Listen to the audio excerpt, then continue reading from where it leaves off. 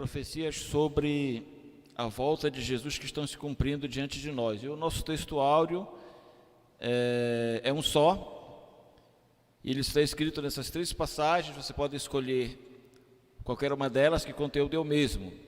Passará o céu e a terra, porém as minhas palavras não passarão. Tá? Existem alguns assuntos que nós procuramos enfatizar bastante em nossos estudos, em nossos sermões, em nossas conversas, e dentre eles se destacam a questão da criação divina. Nós procuramos fazer no nosso discipulado, procuramos apresentar a nossa fé, mostrando como as coisas de fato aconteceram, como tudo se deu início, né? Então falamos sobre a criação divina, falamos muito sobre o livro de Gênesis, sobre a criação do homem, dos animais, da queda do homem, por conta do pecado, que veio a comprometer a sua comunhão com o Criador. Falamos muito da obra salvífica de Jesus na cruz do Calvário, que é o alicerce da nossa fé.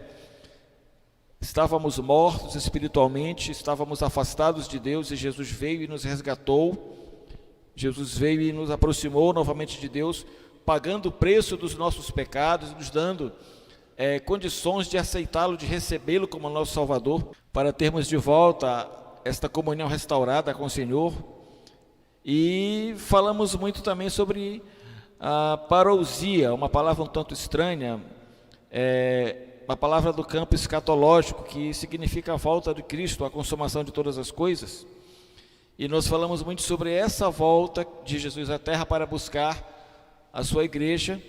E, na verdade, aqueles que estiverem perseverando, esses estarão preparados para o dia do arrebatamento, ou o dia do juízo final, ou o fim do mundo, como muitos falam. Existem várias maneiras de se referir a esse dia. Então, nesse dia, todos os homens e mulheres de todas as épocas e partes do mundo irão ser apresentados diante do Senhor, alguns para receber galardões, ou seja, recompensas, prêmios, né?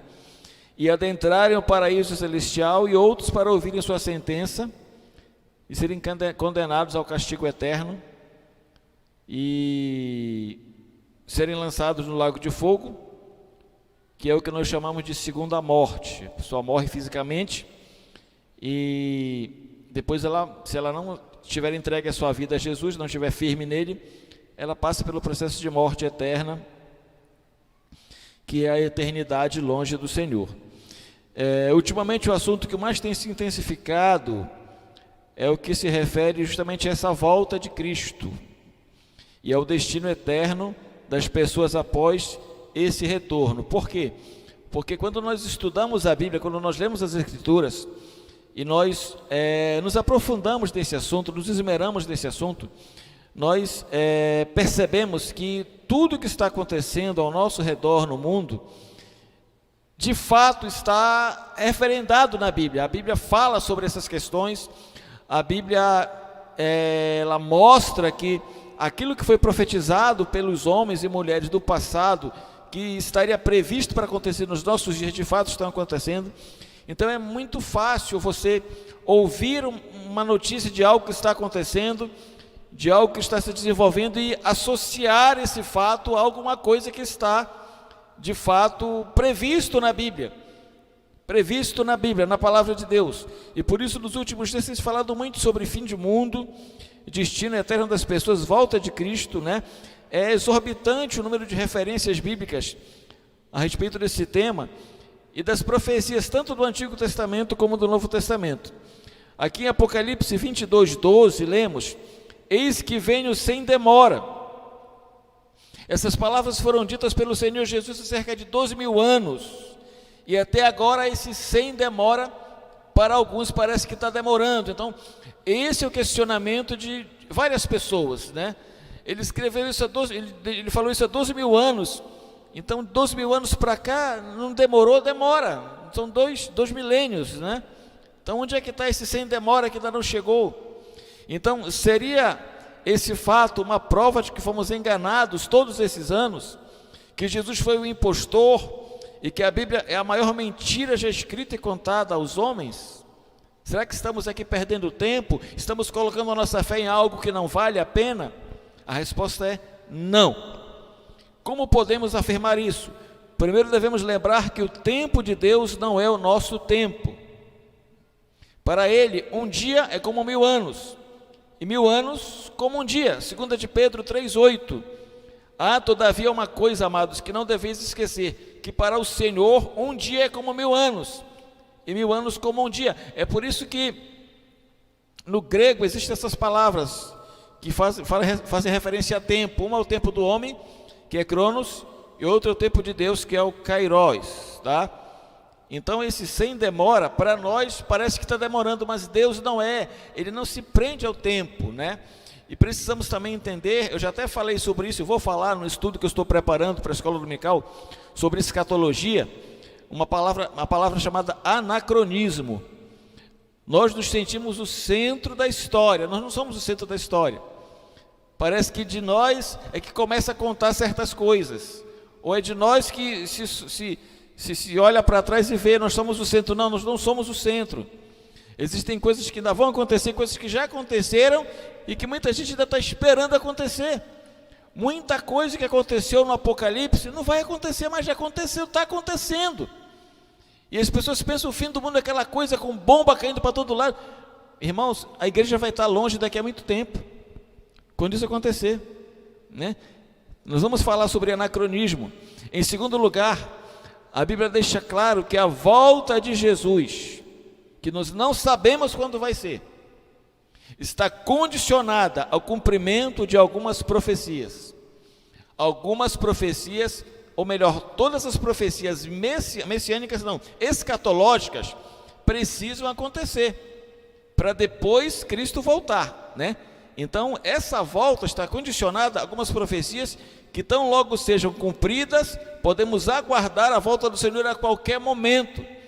E como diz aquele pastor lá, o Cláudio Duarte, olha, eu acho que ele já saiu de lá, ele está voltando. Já deve estar passando por alguma galáxia aqui próximo, é claro que ele está brincando, né? Mas ele já deve estar, pai, já vou, né? E já deve estar de saída de lá, né? Você sabe quando você está esperando lá o Bom Jesus, lá o Cidade de Santarém, aí para... Pois é, está lá só aguardando lá. Qualquer momento, Janeive que o diga, né, Janeive? Uma vez ela precisou ir lá levar uma encomenda para mim, e foi ela chegar e o barco sair, né? Que a Luciana esqueceu. Eu também esqueci, não vou colocar a culpa na Luciana. Mas aí, o Renan com a Janeive ajudaram a gente nesse sentido aí. Então, pode acontecer a qualquer momento, tão logo as profecias previstas para isso aconteçam. E hoje iremos olhar para a Bíblia e ver 6 dessas profecias que estão se cumprindo ou já se cumpriram nos nossos dias, tá?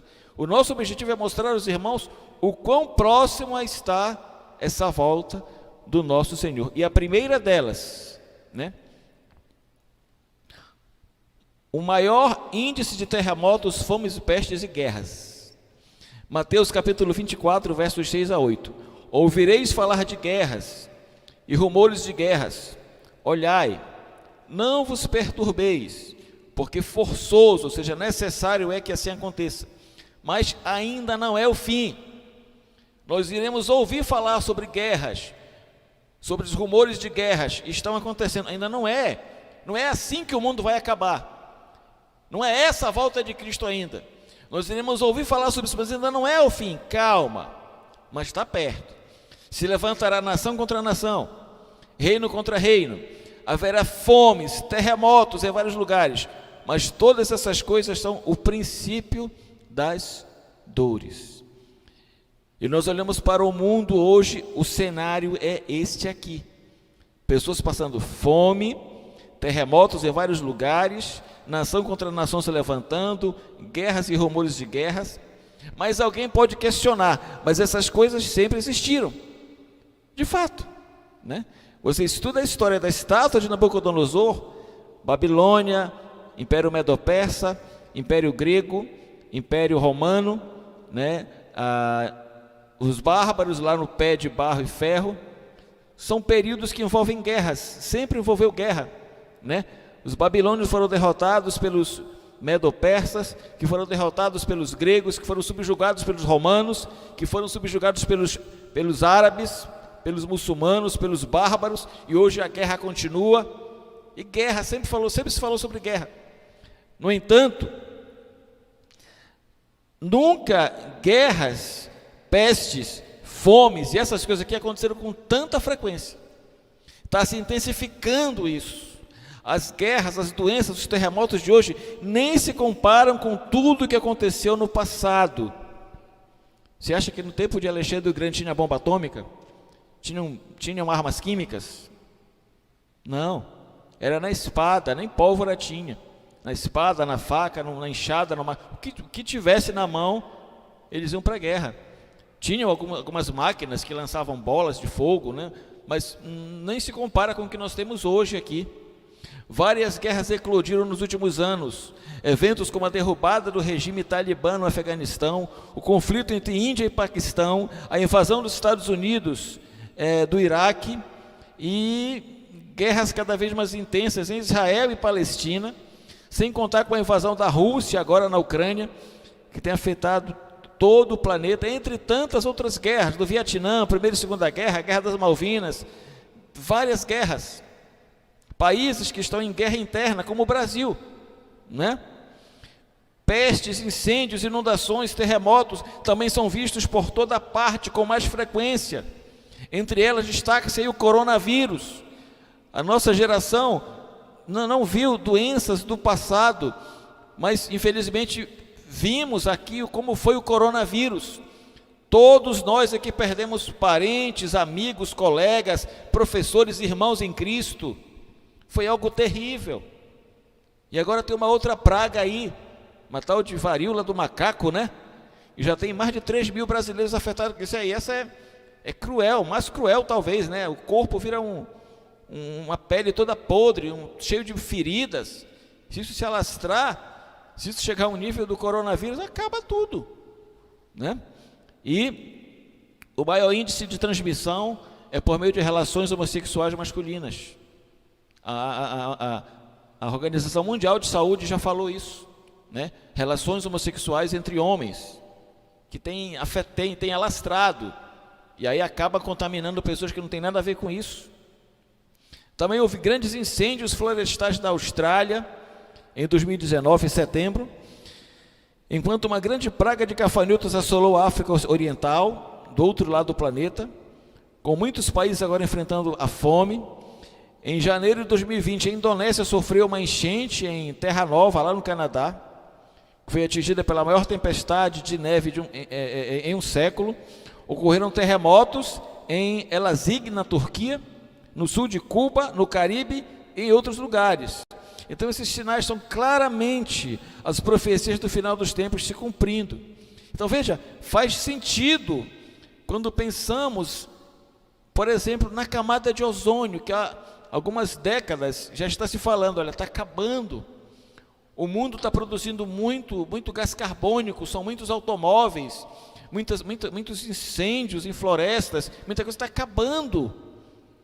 Eu não sei, as pessoas do meu tempo, de 45 anos para cima, os de 30 para baixo talvez não tenham sentido isso, mas como era antigamente, não era tão quente, gente.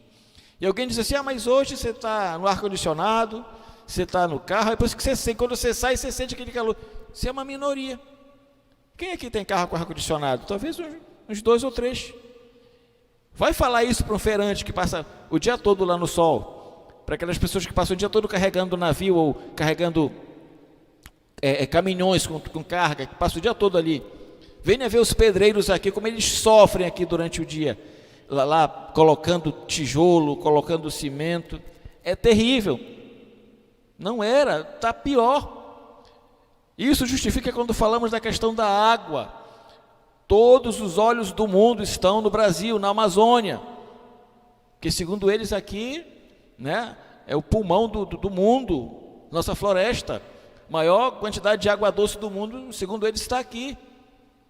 Então, de fato, irmãos, a coisa está acabando com o nosso planeta. E essa palavra aqui de Mateus 24, 6 a 8, ela aponta para tudo isso. Só não vê quem não quer, né? Então faz sentido quando pensamos nessas coisas. Então podemos dizer que essas profecias já estão cumpridas. Estão acontecendo nos nossos dias, guerras, rumores de guerras, nação contra nação, fome, terremoto, princípio das dores, né? Ainda não é o fim, mas quando essas coisas começarem a acontecer, sabeis que está próxima a vinda do Filho do Homem. Segunda profecia, surgimentos de anormalidades nos céus. Apocalipse capítulo 6, versículo 12. Vi quando o Cordeiro abriu o 6º selo, e sobreveio grande terremoto. O sol se tornou negro como um saco de crina. Um saco de crina é um saco feito de couro de boi, e geralmente era da cor preta, era uma sacola de couro e era preta, né? A lua toda como sangue. Ainda Joel capítulo 2, versos 30 e 31. Mostrarei prodígios no céu e na terra, sangue, fogo e colunas de fumaça. O sol se converterá em trevas e a lua em sangue. Antes, precisa se cumprir isso aqui, que venha o grande e terrível dia do Senhor. Nós temos observado que nos últimos anos houve vários momentos em que a lua ficou vermelha como sangue. Não faz muitas semanas que isso aconteceu aqui, e eu vi aqui da laje. Por exemplo, houve uma série de 4 luas de sangue num período de 2 anos, em 2014 e 2015, e em 31 de janeiro de 2018, sendo este último evento mais raro. Esse último evento só ocorre de 150 a 150 anos, que é chamado de superlua azul de sangue. Depois desse evento surgiu uma superlua de sangue de lobo, em janeiro de 2019, eu me lembro disso aqui também. Além desses fenômenos, podemos juntar a essa lista diversos eclipses solares totais, como o eclipse em Singapura, em 26 de dezembro de 2019, e no Chile, no dia 2 de julho do mesmo ano. Todos esses eventos, que têm ocorrido com uma frequência assustadora nesses últimos anos, nos levam a acreditar que se trata do cumprimento das profecias bíblicas, tanto de João como de Joel, né? Simples fenômenos ou sinais que a Bíblia previa para o final dos tempos. São sinais, são dicas que Deus está nos mostrando. Quando vocês começarem a ver essas coisas, né? Como diz aqui no final do verso 31, antes que venha o grande e terrível dia do Senhor. Outra profecia, igrejas esvaziando e o amor dos crentes esfriando. Mateus 24, 12. E por se multiplicar a iniquidade, o amor se esfriará de quase todos. Eu acho que isso aqui é uma hipérbole. Quando ele diz quase todos, é um número muito grande de pessoas que são membros de igrejas, que se dizem cristãos, que se apresentam como servos de Deus e que vão simplesmente desaparecer, né? Sumir, vão esfriar. A desolação está se espalhando pelo mundo religioso. Cada vez mais temos visto que quem de fato é um eleito de Deus e quem são os meros religiosos. Não é difícil você olhar para a pessoa e dizer: isso aqui está com todo o aspecto de uma pessoa religiosa, não de um cristão. Mas há pessoas que você olha e diz: nossa, essa pessoa aqui, de fato, a gente percebe o sacrifício que ela faz, né? O empenho que ela tem na obra, a perseverança na casa de Deus, o modo como ela desenvolve as atividades que lhe são conferidas, seja para dirigir um culto, para cantar, para tocar um instrumento, para zeladoria, para tomar conta da portaria da igreja, faz com carinho, né? O que nos assusta é o que vem na sequência, no verso 13 de Mateus 24. Aquele, porém, que perseverar até o fim, será salvo. Então, parece que tem uma condição aqui para ser salvo, né? Perseverar.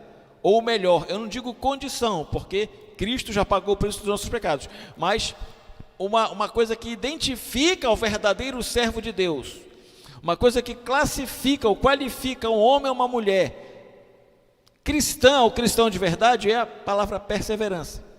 A perseverança parece que é a identidade da pessoa. Se a pessoa persevera, de fato ela foi alcançada por Jesus. Se ela não persevera, é só um religioso. Foi levado, como vimos de manhã, por um vento de doutrina e foi embora. né?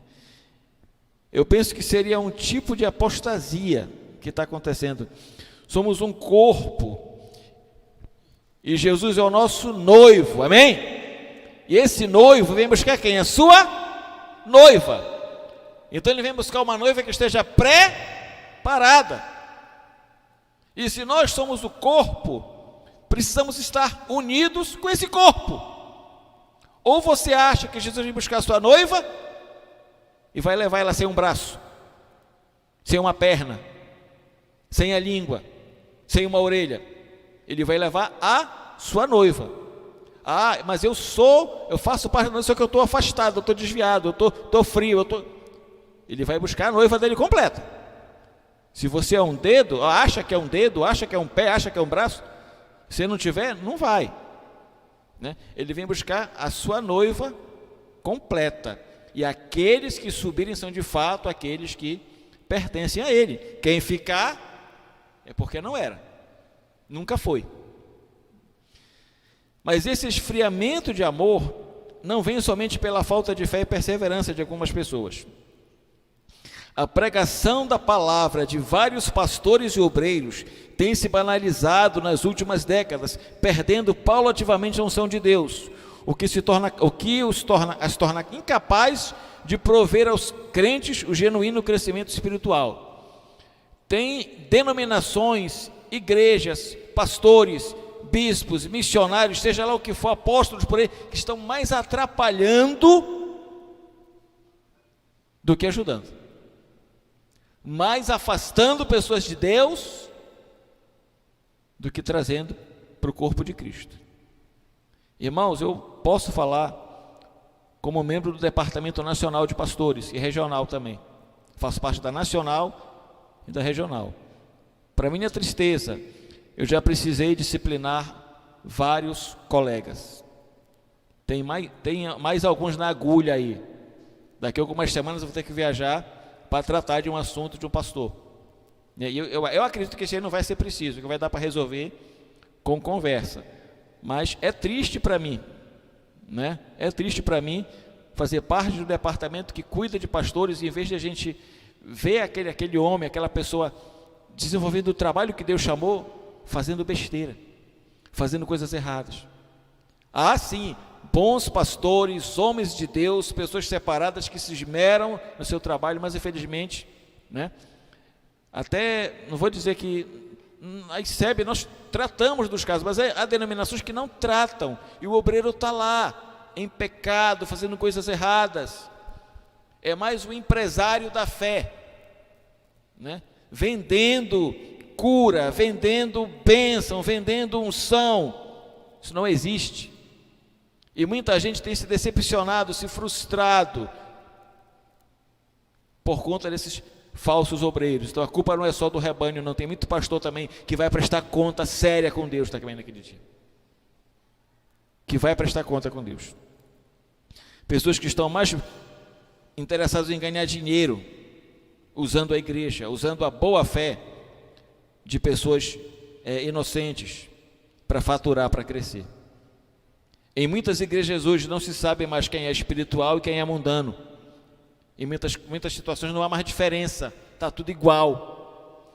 É por isso que algumas igrejas aparentam estar lotadas e animadas, mas a verdade é que muitas frequentam aquele templo religioso apenas para receber alguma coisa. Não tem nada para mim ali, então o que eu vou fazer lá?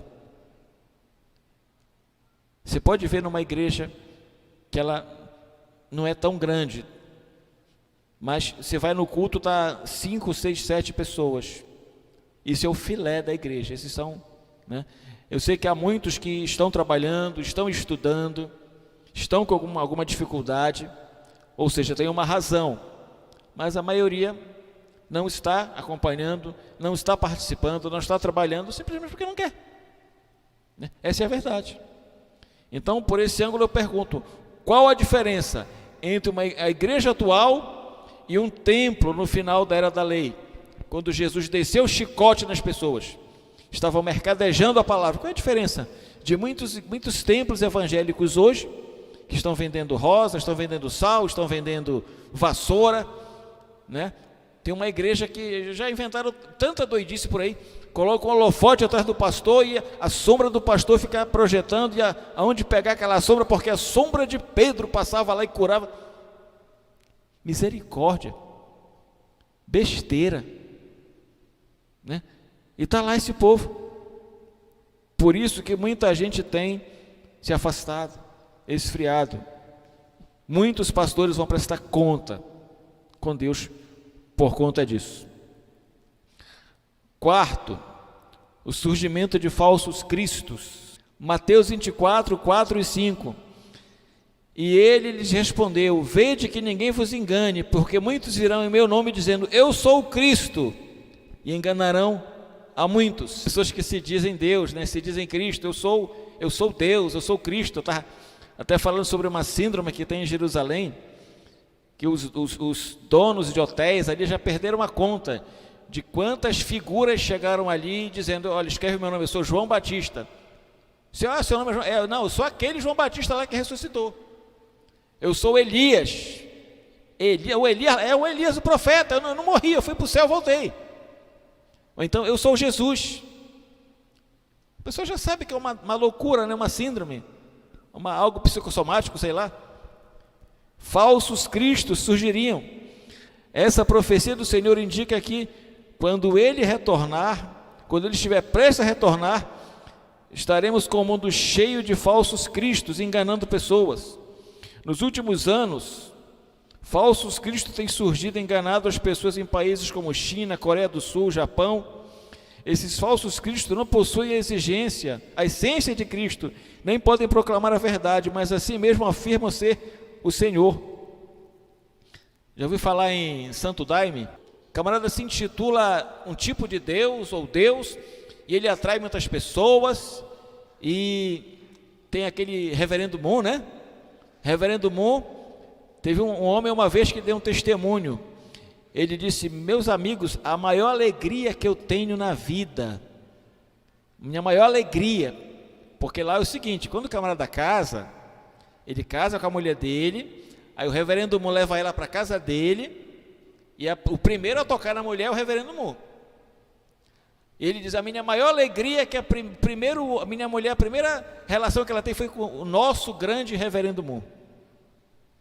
Já pensou um negócio desse? E ele é o Deus dessas pessoas, né? E surgem muitos desses por aí, todo dia. Quinta profecia que está se cumprindo. Isso aqui é pesada. Restauração de Israel. Quando nós estudamos lá a história da igreja, nós vemos que depois de Salomão vieram seus filhos, eles brigaram pelo trono, e ficou o reino do sul, o reino do norte. Israel foi levado cativo pelos assírios e Judá pela Babilônia. Os babilônios ficaram 70, os judeus, né, de Judá ficaram 70 anos, depois voltaram para Jerusalém. E Israel praticamente se perdeu na história, né? Praticamente se perdeu. E depois houve outras invasões de Jerusalém, aconteceram muitas coisas, e os judeus foram dispersos. Só que há profecia de que Israel é a menina dos olhos de Deus, e que jamais irá se dissipar, e que um dia eles iriam voltar a ser nação. E ouça essa profecia de Jesus aqui em Mateus 24, 32 e 33. Aprendei, pois, a parábola da figueira. Figueira é uma tipologia de Israel. Quando já os seus ramos se renovam e as folhas brotam, sabei que está próximo o verão. Assim também vós, quando virdes todas estas coisas, sabeis que está próximo o fim, está às portas.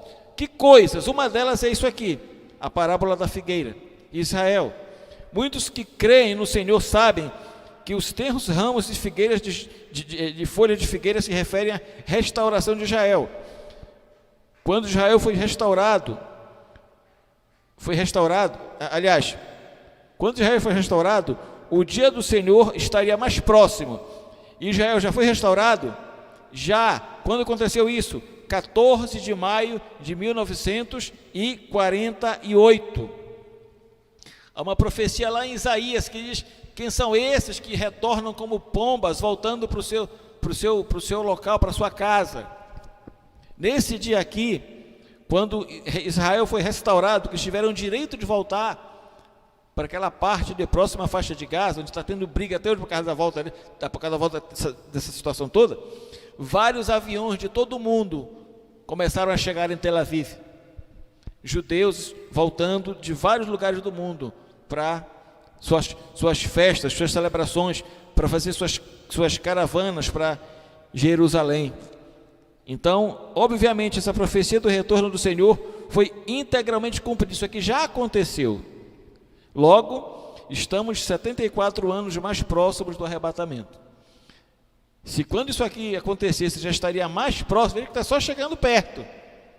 Quando tudo isso aqui estivesse acontecendo, estaria mais próximo à volta do Senhor. E está só se aproximando. E a sexta, divulgação do Evangelho aos confins da terra. Você sabe quantos países tem no mundo? Quantas línguas são faladas no mundo? Você sabe para quantas dessas línguas tem Bíblia traduzida? Não tem Bíblia traduzida para todo mundo, mas tem partes da Bíblia. Só que a profecia não diz, né? Mateus 24:14, presta atenção. Este evangelho do reino será pregado no mundo inteiro, em testemunho a todas as nações, e então virá o fim. Não está dizendo quando todas as línguas do mundo tiverem uma tradução da Bíblia, virá o fim. Não, não é isso. O evangelho será pregado. Será pregado. Marcos 16:15, o Senhor Jesus disse a seus discípulos: ide por todo o mundo e pregar o evangelho a toda criatura.